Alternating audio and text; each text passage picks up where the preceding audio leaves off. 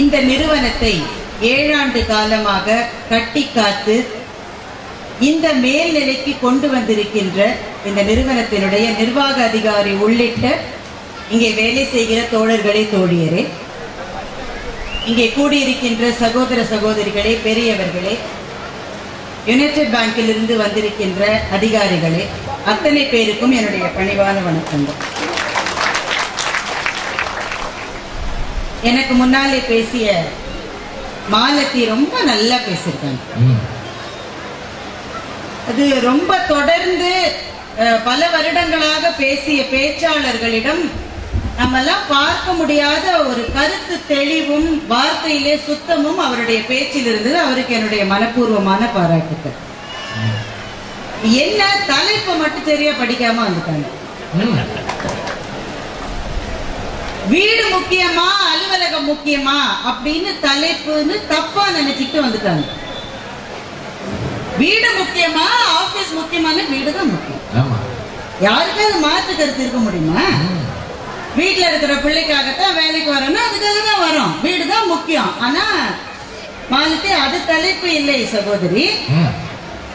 எந்த சூழல் நீங்க அலுவலக பணியில உங்களை இன்னும் அதிகமா ஈடுபட வைக்கிறது? அதுக்கு நீங்க எங்களுக்குன்னே பேசிட்டீங்க. நான் பேசவே வேண்டாம் நடுவர்களே. அப்ப உட்கார்ந்துடலாம். சாப்பாடு ரெடி. அது பட்டிமன்றத்துல எதிரணியில நீங்க பேசினாலும் சரி, நடுவரா இருந்தாலும் சரி, என்ன உட்கார வைக்கிறதுலயே இருக்கீங்க. எந்திரிச்சா பயமா இருக்குல்லம்மா. குழந்தைக்கு உடம்பு சரியில்லை, தாயாக நான் தானே என்னுடைய பணியை செய்யணும். அம்மா நீங்க தான் செய்யணும். பக்கத்து வீட்டு அம்மாவை நம்ம பிள்ளைய பார்க்கும் செய்யணும். ஆனா வீட்டுல குழந்தைக்கு உடம்பு சரியில்லைன்னு போன் வந்த பிறகு ஆபீஸ்ல வேலை செய்ய முடியுமோ? அதத்தான் நாங்க சொல்றோம்.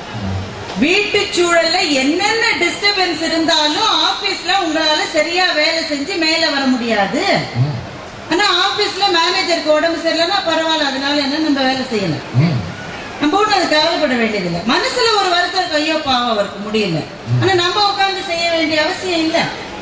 வீடு என்பது உங்களுடைய அசைவுகளை ஒவ்வொரு நிமிஷமும் ரிமோட் கண்ட்ரோல்ல மாத்திட்டே இருக்கும்.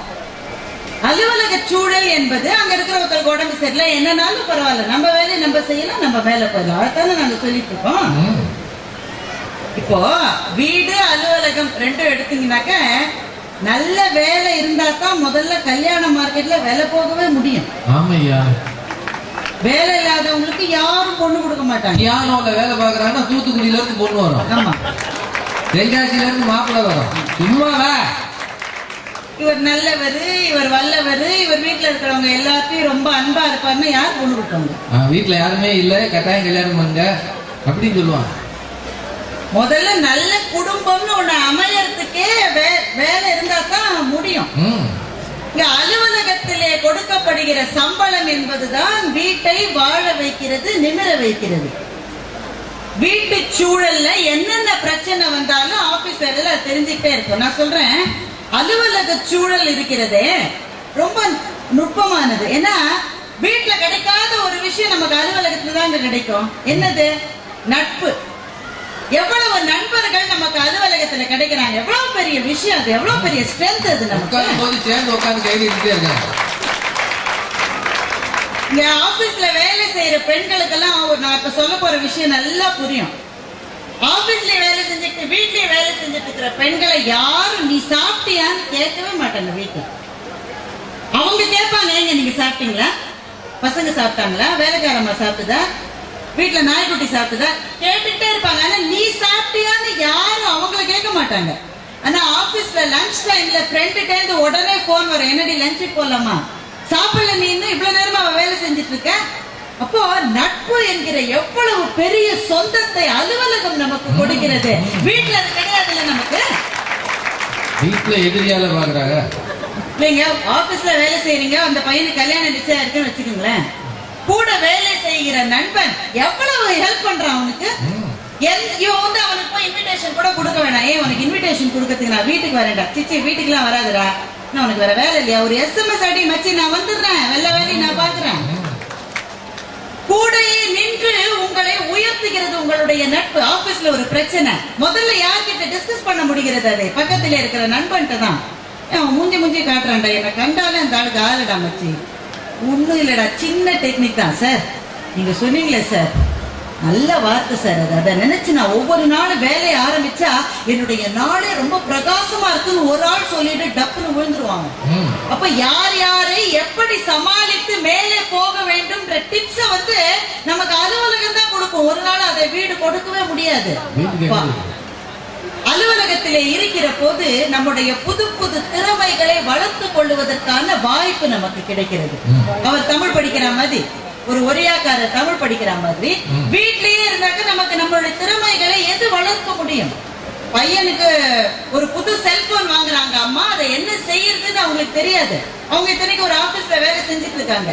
வீடு அவர்களை அவங்க சொல்லிக் கொடுக்காது. வீட்டுல பையன் இருக்கா, ஏண்டா இந்த SMS எப்படிடா அனுப்பணும் அப்படிங்கிற, புரியுமா உனக்கு? சும்மா இருமா. ஆனா ஆபீஸ்ல பக்கத்துல இருக்கிற தோழி சொல்லி தருவா, இதை என்ன பண்ணணும், இந்த கம்ப்யூட்டர்ல இந்த ஃபைல எப்படி ஓபன் பண்ணணும், இதை எந்த இடத்துல சேவ் பண்ணணும். அலுவலகத்திலே இருக்கிற நட்பு என்பது நம்முடைய திறமைகளை வளர்க்க உதவுகிற விஷயமாக இருக்கிறது. வீட்டிலே நம்முடைய திறமைகள் தேங்கி போய் கொண்டிருக்கிறது. அப்ப ஆபீஸ்ல முன்னேறணும்னாக்கா அந்த சூழ்நிலை நமக்கு ரொம்ப முக்கியம்.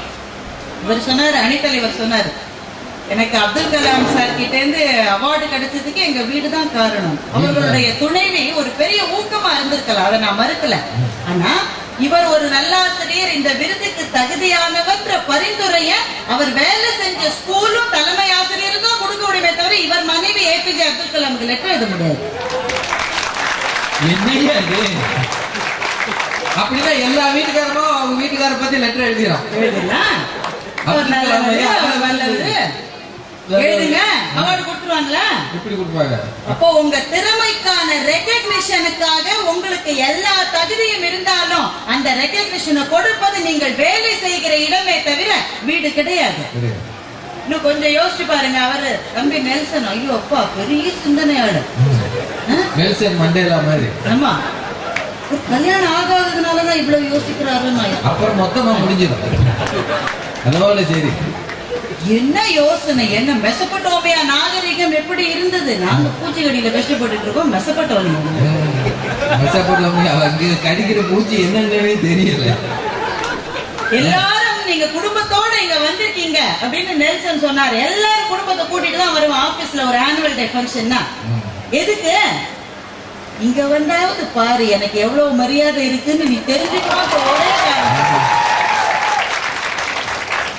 ஒரு பந்தாதான். அப்புறம் வீட்டுக்கு போனோன்னே இருக்காது, அது வேற விஷயம்.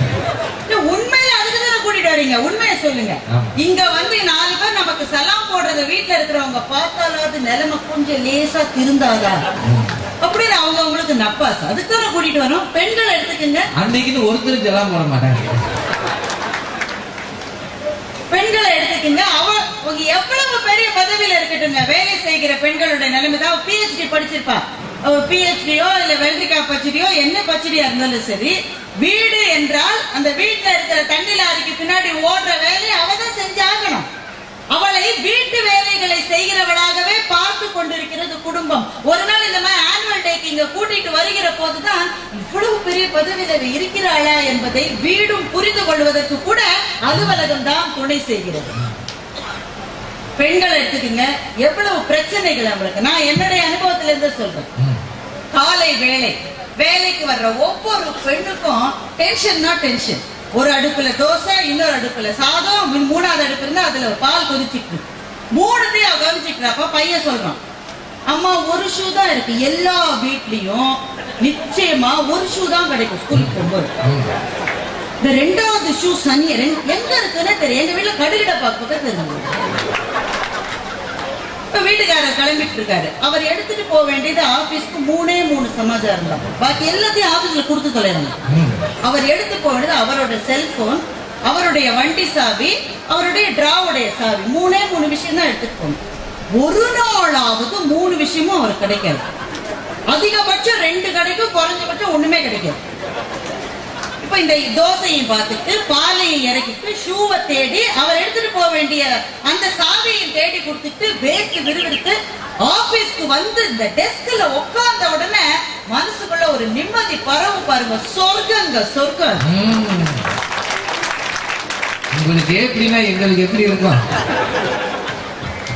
என்ன பிரச்சனை வீட்டுல இருக்கட்டுமே, அலுவலகம் என்று வருகிற போது நம்முடைய மனசு விரிவடைந்து விடுகிறது. ஏன் வீட்டுல அந்த 2-3 முகங்களை தான் பார்த்துட்டு இருக்கோம், திரும்ப திரும்ப அதே வார்த்தைகள் தான் கேட்டுட்டு இருக்கோம். ஆனால் அலுவலகம்னு வருகிற போது இந்த பறந்து விரிந்த உலகம் நம் கண் முன்னாலே தெரிகிறது இல்லையா? ஆபீஸ்ல வந்து அதுவும் பேங்க்ல இருக்கிறவங்களுக்கு நான் சொல்றது நல்லா புரியும். என்ன பிரச்சனை வீட்டுல இருந்தாலும் அங்க வந்து 4 கஸ்டமர்ஸ் பார்த்து அவங்க நம்ம பார்த்து சிரிக்கிற போது, இல்ல தேங்க்யூ மேடம் சொல்லுகிற போது எல்லா பிரச்சனையும் ஜெயிச்சிட முடியுன்ற ஒரு கான்பிடன்ஸ் நமக்கு கொடுப்பது எப்போதுமே அலுவலகமாக தான் இருக்கிறது. வீடு என்பது பிரச்சனைகள் நிறைந்தது. வீட்டுக்காக தான் உழைக்கிறோம், இவ்வளவு செய்யறது ஏன்? வீட்டுக்காக தான். பசங்க நல்லா இருக்கணும், நான் பட்ட கஷ்டத்தை என் பிள்ளை பற்றக்கூடாதுன்ற ஒரே ஒரு காரணத்துக்காகத்தான் ஒவ்வொருவரும் வேலை செய்கிறோம். அதுதான் உண்மை. ஆனால் வீடு என்பது பிரச்சனைகள் நிறைந்தது. மிடில் ஏஜ் கிரைசிஸ்னு சொல்றான். 35 வயசு ஒரு ஆண்மகனுக்கு ஆயிடுச்சுனாக்க வீட்டுல அவனுக்கு விதவிதமான பிரச்சனை வரும். ஒண்ணு, பையன் சின்ன பையனா 4 வயசா இருக்கும்போது அவ்வளவு பிரச்சனை கிடையாது. அவன் சொல்லிடுவான், my daddy is the best, my daddy is superman அப்படின்னு நினைக்கிறான் அவன். பாவம், அவர் வந்து கரப்பாம்பூச்சி அடிக்கணும்னா கூட ஒய்ஃபை கூப்பிடுற ஆளு. எல்லாமே அந்த அம்மா அடிச்சுதான் பழக்கம். ரொம்ப அடி வாங்கி நொந்து போயிருக்காரு. தெரியலையா? ஆனா பையன் சொல்லுவான், எங்க அப்பா தான் சூப்பர்மேன் சொல்லுவான். அப்ப வந்து அப்பாவுக்கு என்ன ஒரு 30 வயசு அந்த மாதிரி இருக்கலாம், பெரிய பிரச்சனை இல்ல. இதே பையனுக்கு 10 வயசு ஆயிடுச்சுன்னு வச்சுக்கீங்களேன், கொஞ்சம் மாறும். எங்க அப்பா நல்லவர் தான், அப்பா கத்துறாரு மனுஷன். 10 வயசு பையனுக்கு 15 வயசு ஆச்சுன்னா அம்மாவை கூப்பிட்டு சொல்லிடும், அவங்க வீட்டுக்காரர்கிட்ட சொல்லிட்டு அப்பப்ப என் ரூட்ல கிராஸ் பண்றாரு, அவ்வளவு மரியாதை. இதுதான் சரியான மிட் லைஃப் கிரைசிஸ். ஒவ்வொரு ஆண்மகனும் சந்திக்கிற பிரச்சனை இது. அவனை ஹீரோவா வர்ஷிப் பண்ண அவனுடைய வீட்டு நபர்களுக்கு இனிமே அவன் கதாநாயகனா தெரியாத ஒரு காலகட்டம் வந்துருச்சுன்னா அவனுக்கு 40 வயசு ஆயிடுச்சுன்னு அர்த்தம். ஆனா அப்படியே திருப்பி போட்டு பாருங்க, இந்த 40 வயசு தான் ஆபீஸ்ல நீங்க உச்சகட்ட ப்ரமோஷனை வாங்குற ஏஜா இருக்கும் எப்பவுமே. அது மட்டும் லோயர் லெவல் மேனேஜ்மெண்ட் ஸ்டாஃபா இருப்பாங்க. 40 வயசு வரும்போது மிடில் மேனேஜ்மெண்ட், ஏன் இன்னும் சீனியர் மேனேஜ்மெண்ட்டுக்கு போற வயசு அந்த 40 வயசு. அப்போ வீடு என்பது உங்களை ஒரு பிரச்சனைக்குரியவராக கத்திக்கிட்டே இருப்பாரு மனுஷன், ஓய மாட்டாரு. ராஜா சார் வீட்லயே அவன் பையன் சொல்லிடுவான், அம்மா பேசிக்கிட்டே இருக்காரு, பெல் அடி, அப்பதான் உட்கார வரும்.